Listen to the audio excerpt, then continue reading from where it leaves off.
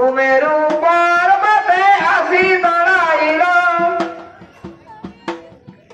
বলে তুই ফিরে জানা বসে আসিস কেন ভজমন তারি সাথে, কেন ভজ আমারে কি জন্য কিসের লাগি।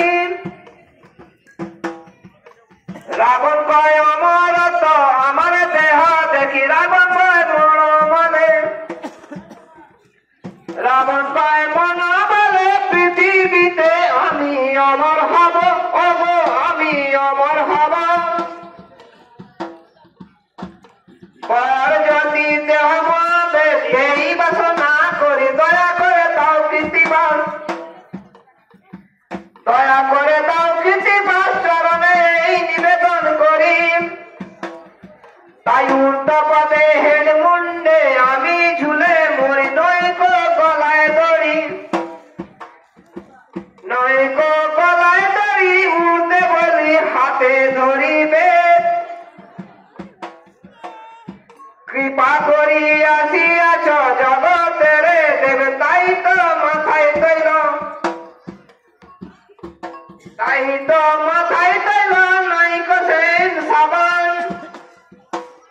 তাই তো আমি নিরাহারে তোমার ধর্ম করি, অন্তর চলে চলো, নয় তো অসুজ পালন জগৎ কারণ ও মহাদেব। আর ভালোভাবে বলি ফল আহার করে চলি, নাইকো খাদ্য বিনা অতি অস্থি জন্ম সারে কৃপা করো। পর দাও অগমরে যেন ত্রিপুরারি মহাদেব শান্ত হয়ে, মহাদেব শান্ত হয়ে হেলো দেহে রাবণ রাজার কাছে, ওগো রাবণ রাজার কাছে।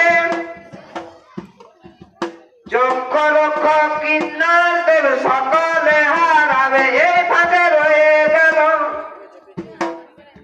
এই ফাঁকে রয়ে গেল মানব দেহ বল ধরি হবে। বিষ্ণু অংশে তাহার অবতার হবে, সেই মানব রাবণ রাজে।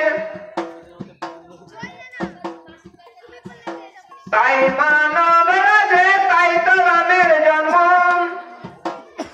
হয়েছিল ধর্মপ্রধানে অযোধ্যা নগর দশরথের ঘরে। দশরথের ঘরে তাহার পুত্র বলেছিল, দুষ্ট রাজা সেই মত রাবণ রাজা সীতারে হরিল, তাই তো রাবণ রাজা। সেই হইতে ত্রিজগতে কাজন সৃষ্টি হল, সেই হইতে ইন্দ্রা মর্তধামে হল সৃষ্টি হয়ে গেল। এই তো তোমার জবাব আমি দিলাম মুখে মুখে,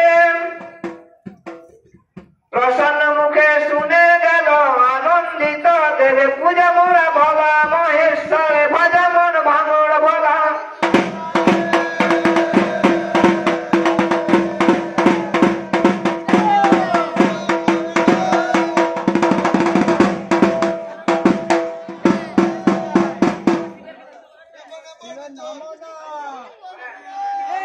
সন্ন্যাসী ভাই নিয়ে পড়ার পরে